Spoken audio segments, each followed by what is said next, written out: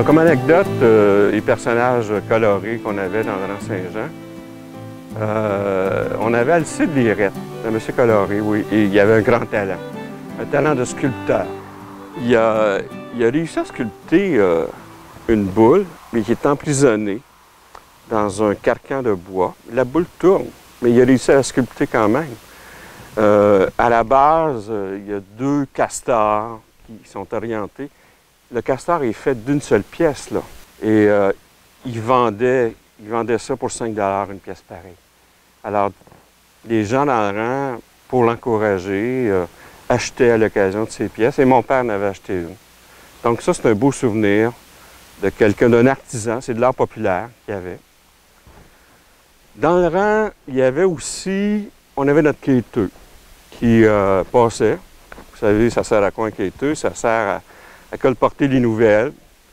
Des fois, est-ce qu'elles sont toujours vraies? Je ne sais pas, mais des fois, ils sont drôles. Et lui, ce qu'il avait de drôle, c'est son nom. Il s'appelait Bouche-Trou. Ça, je le tiens de la bouche de mon oncle Gabriel Labrosse, qui était le fils de Clé de Labrosse, qui était le frère de Maurice Labrosse.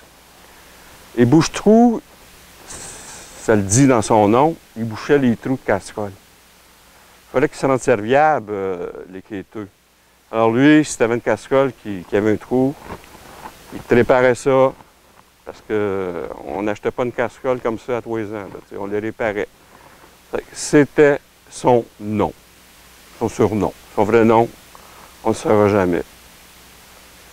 Dans les autres personnages célèbres ou familles célèbres, il y a la famille de Paul Paiement.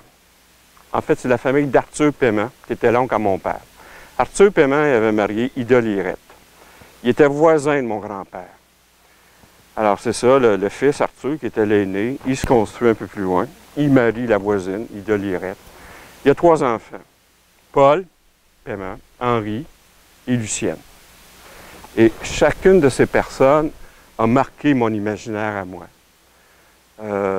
Paul, on l'appelait Petit Paul. Il était haut comme ça. Il restait dans la maison de son père, Arthur, et de sa mère. Bon, eux étaient décédés. Petit Paul restait seul à la fin de sa vie là. Il n'y avait pas d'électricité. Là, on parle des années 60, là. Pas d'électricité dans cette maison. Pas d'eau courante. Pareil comme c'était dans les années 30-40. C'était une petite maison, 20 pieds par 20 pieds à peu près, toit pentu, crépi blanc, balcon. Au bout du balcon, il y avait un gros baril. L'eau de pluie. L'eau de pluie arrivait dans le baril. Bien ça, c'était le bain, en fait. Jeunes, les enfants, Paul, Henri, Lucienne, partaient en courant, puis ils se lançaient dans le baril, puis ils se lavaient là. C'est assez coloré, ça. Imaginez la situation. Alors ça, c'est déjà, là, c'est spécial. Ils n'ont jamais eu d'électricité dans cette maison-là. Ils se lavaient dans le baril d'eau de pluie. Et Petit Paul, il travaillait.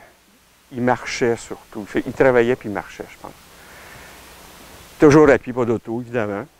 Le Grand Saint-Jean, il l'a fait de bord en bord. Vargouin aussi. Quartier-Ville, Sainte-Geneviève, lui, là, comme ça. Et il travaillait chez Gattuso. Nous autres, on disait, il met des olives dans des pots. Puis pour faire des blagues, Jeanne, on disait, il sent les olives. Il sent l'huile d'olive. C'était pas vrai. Il sentait la pipe. Parce que Petit Paul fumait. Il avait les dents jaunes. Puis il fumait beaucoup, beaucoup. Puis Petit Paul sentait la pipe beaucoup. Ça fait que quand on côtoyait Petit Paul, on ne pouvait pas faire autrement que de sentir la pipe. Il avait toujours son chapeau, la grande barre, sa pipe jaune. Tu ne pouvais pas le manquer quand il s'en venait. Là, puis il amenait les nouvelles. Tu sais, il en donnait, puis il en amenait. Puis ce qu'il aimait, Petit Paul, c'est de venir jaser avec mon père. Puis il n'a pas jasé 5 minutes. 1 heure, 2 heures. Placotait de l'ancien temps, du bon temps. Mon père, lui, c'était son cousin. Ça donnait bien, il aimait ça. Tu sais, se rappeler les souvenirs du passé avec lui. Sauf que ma mère, elle, elle aimait moins ça quand son mari passait 2-3 heures à placoter jusqu'à noirceur. Puis il y avait des choses à faire à la maison. Là. Et Petit Paul, comme il n'y avait pas d'électricité, il n'y avait pas de TV, quand nous, on a eu la TV, il aimait ça venir chez nous pour écouter la TV. Et surtout, les belles histoires des pays d'en haut. Parce qu'en fait, ce qu'ils aimaient Tipol là-dedans, c'est que ça ressemblait à chez eux. L'intérieur de la maison de Séraphin ou la maison du Père Lala, j'étais comme chez eux. Ils revenaient d'actualité. Fait que le lundi soir, Tipol s'en venait. Une demi-heure avant les pays d'en haut, Tipol s'en venait. Il s'installait dans le salon avec nous autres, puis il écoutait les belles histoires. Sauf qu'avec le temps, ma mère trouvait que ça sentait la pipe dans la maison. Fait que là, elle trouvait ça moins drôle. Moi, ce qui me reste de cette situation-là, c'est qu'un soir, un lundi soir, Tipol s'en venait. Mon père était dans le champ, donc il y avait juste ma mère et nous, les enfants, mon frère et moi. Là, elle voit qu'il s'en venait, ça qu'elle fait signe. Et vous en... Elle barre les portes. Elle met elle descend le star. Elle baisse le blanc. Tipol frappe à la porte. Toc, toc, toc. Nous, on est cachés dans la petite chambre. Ma mère nous fait signe. Fait que Tipol cogne. Finalement, pas de réponse. Tipol est parti. C'était la fin de Tipol et les histoires des pays d'en haut chez nous. Il sentait trop la pipe. Il fallait que ça cesse. Mais il a continué à venir voir mon père et à placoter comme si de rien n'était. Ça s'est fini comme ça pour Tipol. Tipol avait un frère, Henri, qui était plus jeune un peu, mais Henri, lui, contrairement à Tipol, c'était Henri. Henri était comme ça, puis il était comme ça. Un gros rouquin. Costaud. Au printemps, mon père allait le chercher pour couper le bois. Préparer le bois pour le futur hiver. Puis évidemment, il venait manger à la maison le midi. Là, il a coupé du bois, il venait manger à la maison, tout ça. Puis après, à la fin d'un dîner, après avoir bien mangé, Henri, il se lève, il va se laver les mains. Puis là, il décide de laver ses lunettes. Il prend ses lunettes, il s'en va à côté de la fenêtre. Il crache dedans peut-être. Puis là, il essuie ça avec les rideaux. Les rideaux de la fenêtre. Les beaux rideaux que ma mère avait faits. Ça fait que, bon, tout le monde regarde ça. Personne ne dit un mot. Mais le soir, au souper, ma mère a fait un retour avec mon père là-dessus. Plus jamais je veux voir Henri essuyer ses lunettes dans mes rideaux. Mon père riait, moi aussi, mais ma mère, elle riait pas. Ça, c'est un des épisodes d'Henri. L'autre histoire est plus triste, Lucienne. Ça, c'était la sœur de Paul et Henri. Lucienne, elle avait attrapé les fièvres, maladie. À l'époque, c'était peut-être la tuberculose, mais il expliquait tout, soit par des crises cardiaques ou des fièvres, tu sais, comme maladie. Bon. Elle avait les fièvres. Puis, en pleine nuit, elle a fugué. Elle devait être ado, ça a 17 ans. Elle a fugué de la maison. Elle est partie dans le rang. C'est au matin qu'ils se sont rendus compte qu'elle n'était pas là. Fait que là, la famille a ameuté tout le monde là, dans le rang. Ils ont commencé une battue pour la retrouver. Ça a duré toute la journée. Pas mal de monde là, dans le rang qui sont impliqués. Tout le monde allait voir dans leur bâtiment. Tout le monde cherchait Lucienne. Imaginez là, la situation, tu cherches quelqu'un qui n'est pas tout à elle, là, tu sais, qui est malade, tu ne sais pas où est-ce qu'elle est, qu'est-ce qu'elle a pu faire. Finalement, ils l'ont retrouvée en soirée, tard dans la nuit. Elle était rendue à Pointe-Claire. Dans le rang Saint-Jean, en arrivant à Pointe-Claire, il y avait une brigade. Là où est l'hôtel de ville de Pointe-Claire actuellement, mais dans ce coin-là, il y avait une brigade qui faisait de la brique. Elle était rendue dans ce coin-là. Ils l'ont retrouvée là. Évidemment, ils l'ont sauvée, ils l'ont ramenée. Et ça, c'était une histoire qui avait frappé l'imaginaire de mon père pas mal. Puis il nous l'a raconté avec toutes les émotions qu'il y avait à l'époque et les péripéties. Alors, pour la famille d'Arthur, Arthur Paiement, qui était le fils de mon grand-père, ben, ils ont marqué un peu l'histoire du rang aussi à eux autres, là. Ce qu'il y avait dans le rang aussi, c'était des vendeurs ambulants. À un moment donné, il y a une auto qui enfile ou un camion qui enfile chez vous, là. Arrête dans ta cour. Puis là, le monsieur sort, c'était le gars des biscuits Lido. Il venait de Montréal, évidemment. Il y avait un grand station wagon. Il ouvre sa porte, puis là, il te sort toute la variété de biscuits. Et nous, les préférés, c'était les feuilles d'érable. On achetait ça à pleine boîte. Et c'est moi vous dire que mon père, trois feuilles d'érable trempées dans sa tasse de thé, là, ça a été pas mal son dessert presque toute sa vie. Là. On en a mangé. Aujourd'hui, moi, j'ai développé une dépendance aux feuilles d'érable. J'en mange encore aujourd'hui. J'aime bien ça. Mais c'est plus des lidos et je trouve qu'ils ne sont pas aussi bons qu'avant. Pas pour critiquer, là, mais ils ne sont pas aussi bons. Il y avait aussi le boulanger, M. Suprême. Il arrivait avec son camion, style camion de... C'est genre des livreurs, FedEx et autres, là, les portes ouvrent, tout ça, les portes arrière. Et lui, quand il ouvrait ses portes, là, il y avait une odeur de beignes et de pain qui sortait de là, qui faisait que tu étais attiré. Là, tu allais dans le camion, tu regardais toutes les tablettes de beignes à l'érable, au chocolat.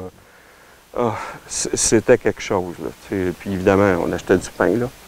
Mais lui, on l'appelait M. Suprême. C'était le pain suprême. C'est ça qui était écrit sur son camion. D'autres fois, c'était Familex qui arrivait. Familex, les produits de santé, les petits sirops de ci, les petits sirops de ça. Et aussi, ils vendaient une essence de base pour faire des popsicles à l'orange ou des jus d'orange. C'était orange, mais concentré, couleur orange. Ça devait tacher pas à peu près, mais c'était bon. On buvait ça, c'était pour nous autres, c'était le festin. C'était un verre de jus d'orange Familex, là, c'était quelque chose. Ce qui me frappait chez M. Familex, c'était qu'il, lui, devait être là pour promouvoir la santé. C'est un monsieur qui avait un air cadavérique. Il était blanc, tout blanc. Des grosses lunettes noires, un petit chapeau gris, puis des dents un peu croches. Là, tu te disais, « Hey, Seigneur, toutes ces petites pilules puis ces sirops-là, il n'y a pas l'air d'en prendre beaucoup. » C'était M. Familex. Il y avait d'autres livreurs de pain aussi. Il y avait la famille Saint-Pierre qui venait livrer. Elle était plus... c'était plus ma grand-mère qui prenait le pain chez Mme Saint-Pierre. Il devait avoir un lien historique. Ma grand-mère, mon grand-père, ils devaient s'alimenter en pain à partir du village. Alors, quand on voyait arriver Mme Saint-Pierre, on savait que c'était des bonnes miches de pain qui arrivaient chez notre grand-mère. Il y avait aussi des fois des vendeurs ambulants, c'était du linge. C'était du linge, des tissus aussi. Ça, c'est intéressant. Ma mère, à l'époque, tout le monde cousait. Là. Il y avait des patrons qui avaient acheté chez Prévost au village. Puis ils faisaient leurs robes, ils faisaient des pantalons. Mais ça travaillait de la couture. Là. Il y avait le laitier aussi. Il y avait le laitier, c'était nous autres, on mettait nos bouteilles, puis on mettait soit de l'argent ou soit des coupons dans la bouteille de lait. Puis lui, c'est comme ça qu'il se payait. On achetait des coupons, puis ben là, ça voulait dire qu'on a payé pour ça. La compagnie, c'était Hope Dairy. Et puis, parce que fut un temps où ben, tout le monde avait, il y avait leurs vaches. Je sais que j'ai des bidons à lait chez nous avec le nom de mon grand-père sur le côté, Xavier Paiement, tu sais. Sûrement qu'il mettait ça au chemin, puis ça partait je sais pas où, puis ça revenait vide, tout ça. Mais à un moment donné, on n'a plus eu le droit, là, tu sais, il fallait acheter du lait qui avait été pasteurisé. Et là, il y a plusieurs compagnies de lait, plusieurs laiteries. Il y a eu Gigi Joubert et autres. Là. Et les fermiers sont mis à ça. Mais il y avait quand même un petit commerce illégal de crème. Parce qu'il y avait des fermiers qui avaient toujours leurs vaches. Je sais que la famille Alfred Labrosse ou Léon Charret, il venait voir ma grand-mère puis il apportait un petit demi-heure de crème. Là, il dit, ça vient de la part de ma femme. Il donnait ça à ma grand-mère. Fait que là, on avait de la vraie crème. Pour eux autres, c'était de la vraie crème, c'était riche, là, c'était quelque chose, ça. Donc, ça ressemblait à ça. Un autre fait saillant, il y avait les inondations dans le rang. Voyez-vous, dans les années 60, 58, 59, 60, il y avait déjà des inondations. C'est pas un fait nouveau. C'est sûr que les dernières inondations qu'on a connues ces dernières années sont importantes, qui ont laissé des traces, mais tout le bassin du rang Saint-Jean ou de la terre ferme qui donne sur la rivière des Prairies, entre Bois-Piafond et la rivière des Prairies, déjà tout ça c'était inondé. Là. Ça montait jusqu'à la maison des Lirettes. C'était quelque chose. Là. Il n'y avait plus de possibilité d'auto qui passe là. c'était vrai, ça arrêtait là. Et nous, le soir, ben, mon père allait voir jusqu'où c'était rendu. Est-ce que ça monte encore ou ça descend? Fait que nous, on accompagnait notre père à vélo. Puis là, il y avait d'autres personnes qui venaient aussi dans le rang, puis c'était les Roland Labrosse qui venait avec ses 2 enfants, qui étaient mes compagnons de classe. Fait que pour nous, c'était le party. De se retrouver en dehors d'un contexte scolaire et d'aller faire du vélo avec nos parents sur le bord de l'inondation. Ça m'a frappé. Et la dernière anecdote, il y a eu l'année du verglas.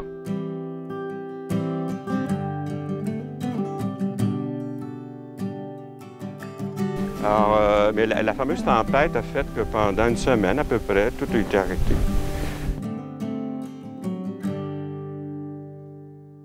On avait monté la fournaise du sous-sol de la cave, en plus du poêle à bois. On l'avait monté dans la cuisine. J'ai des photos de ça, parce que là, il fallait chauffer, là, puis il n'y a plus d'électricité.